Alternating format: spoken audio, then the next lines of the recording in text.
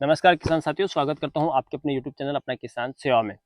किसान साथियों, आज हम जानेंगे कि क्यों लगातार अपनी खेती से उत्पादन घटता जा रहा है। किसान साथियों, आपने अनुभव किया होगा इस वर्ष 2000 जो 24-25 वर्ष में आपने गेहूं में आपको देखने को मिला होगा कि आपका जो गेहूं है उसका उत्पादन घटा है, और साथ में जो आपने गेहूं की जो क्वालिटी देखी होगी कहीं ना कहीं वो उस तरह से उसमें चमक नहीं है, उसमें उतना वजन नहीं है, इस तरह की समस्या आपको देखने को मिली होगी। इसके पीछे का क्या कारण है, क्यों ऐसा हो रहा है, इसकी वजह को हम जानेंगे।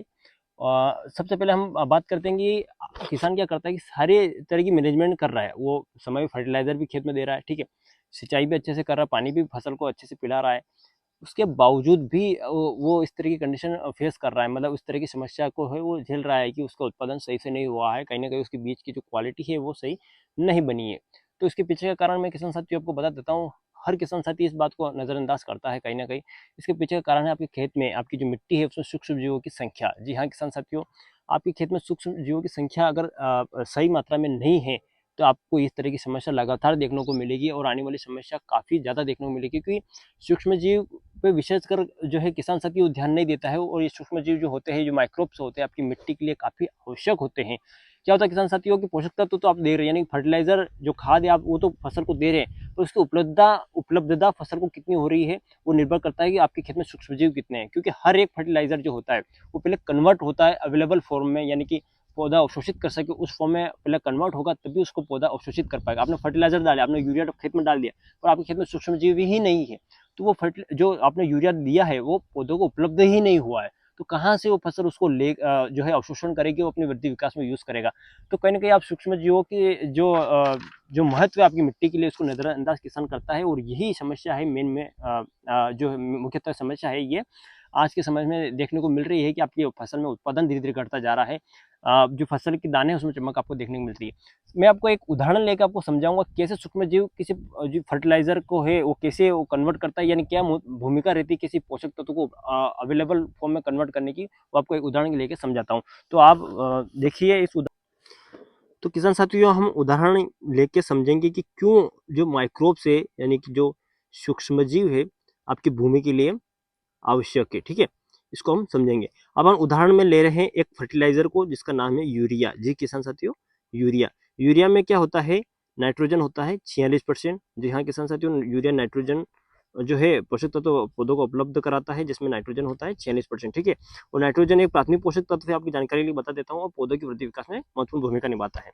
अब क्या करते हैं किसान साथियों, जब यूरिया का कट्टा लेके आते हैं, 45 किलो का आपके पास कट्टा मिलता है ये, इसको जब आप खेत में छिड़काव करते हैं या खेत में आप डालते हैं, तो क्या होता है किसान साथियों, जैसे ही यूरिया के दाने आप खेत में डालते हैं, ये क्या करते हैं, हाइड्रोलिसिस प्रोसेस, हाइड्रोलिसिस यानी कि पानी के साथ जुड़ के, मतलब पानी से जब इनका संपर्क में आते हैं, पानी के वाटर के संपर्क में आते हैं, तो ये क्या करते हैं, एक एंजाइम होता है आपकी भूमि में, यूरियस यूरियस एंजाइम, जिसे जिसमें यूरियस एंजाइम के थ्रू ये किसमें बदल जाता है, अमोनिया में। जी किसान साथियों, अमोनिया में बदल जाता है। किसमें बदल जाता है, मैं लिख देता हूँ, अमोनिया में। अमोनिया क्या होता है किसान साथियों, ये हर हर एक फसल इसको जो है अवेलेबल नहीं कर, मतलब उपलब्ध इसी पोषक तत्व को नहीं लेती, मतलब इस फॉर्म में कोई बहुत सारे पौधे इसको नहीं कंज्यूम करते, अब शोषण नहीं करते। सिर्फ एक राइस फसल जो होती है, यानी कि धान की जो फसल होती है, चावल की जो फसल होती है, वही नाइट्रोजन को अमोनिया फॉर्म में लेती है। लेकिन मैक्सिमम जो फसल होती है दूसरी फॉर्म में लेती है, जिसके बारे में हम आगे बात करेंगे। अब क्या होता है, धीरे धीरे जब प्रोसेस चलती है, ये अमोनिया जो है एक बैक्टीरिया होता है, नाइट्रो नाइट्रोसोमोनास, सोमोनास, जी हाँ। नाइट्रोसोमोनास बैक्टीरिया क्या करता है, इस अमोनिया को कन्वर्ट कर देता है, यानी बदल देता है नाइट्राइट में। सी नाइट्राइट में, ठीक है किसान साथियों, NO2-, ठीक है, इसमें बदल देता है। और ये भी फसल जो है इसको अवशोषण नहीं करती इस फॉर्म को। फिर क्या होता है, इस नाइट्राइट जो है, ये नाइट्राइट जो है एक बैक्टीरिया होता है, नाइट्रोबैक्टर। ये नाइट्रोबैक्टर बैक्टीरिया क्या करता है, इसको बदल देता है नाइट्राइट को नाइट्रेट में।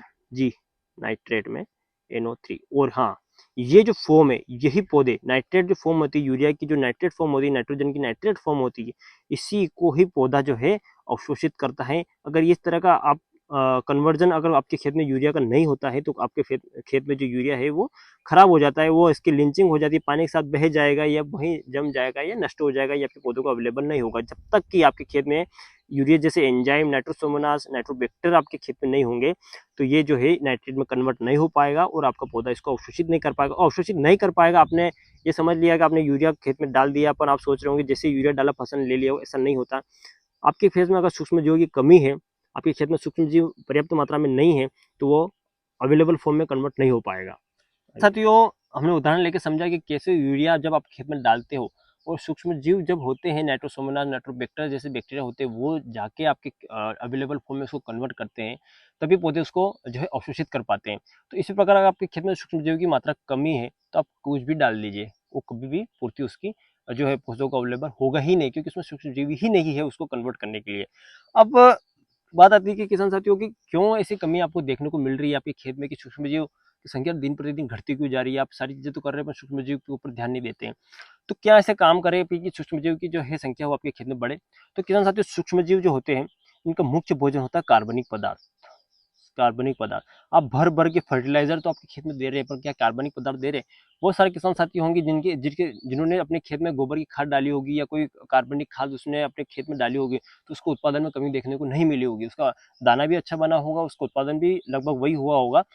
पर जिन्होंने कार्बनिक पदार्थ यानी कि गोबर की खाद हो गई या कुछ दूसरी फसल अवशेष जो भी है उसमें अपने खेत में नहीं डाले होंगे, तो उसके खेत में उत्पादन की कमी देखने को मिली होगी। और बहुत सारे किसान क्या करते हैं कि फसल अवशेष बचता भी है तो उसमें आग लगा देते हैं, जो बाकी सूक्ष्म जीव है वो भी नष्ट हो जाते हैं और उनको भोजन भी नहीं मिल पाता है। तो कार्बनिक पदार्थ आपके खेत में ज़्यादा होगा तो सूक्ष्म जीव उसको ज़्यादा से ज़्यादा खाएंगे और अपनी जनसंख्या को बढ़ाएंगे, और जब जनसंख्या बढ़ेगी तो आपके खेत में वैसे ही उसकी संख्या को ज़्यादा से ज़्यादा बढ़ोतरी मिलेगी। और आपके जो भी फर्टिलाइजर आपके खेत में यूज करते हैं, जो भी चीज़ आप अपने खेत में यूज करते हैं, तो उसमें कहीं ना कहीं वो है अवेलेबल फॉर्म में कन्वर्ट करने में काम करता है। अब लगातार फर्टिलाइजर का यूज कर रहे हैं, केमिकल का यूज कर रहे हैं, तो कहीं ना कहीं आपके खेत में सूक्ष्म जीवों की संख्या कम में आ रही है। मैं ये नहीं कह रहा हूँ आप फर्टिलाइजर बिल्कुल ना डालें या फिर केमिकल ना डालिए, पर साथ में कार्बनिक पदार्थ की मात्रा की भी पूर्ति बना के रखिए।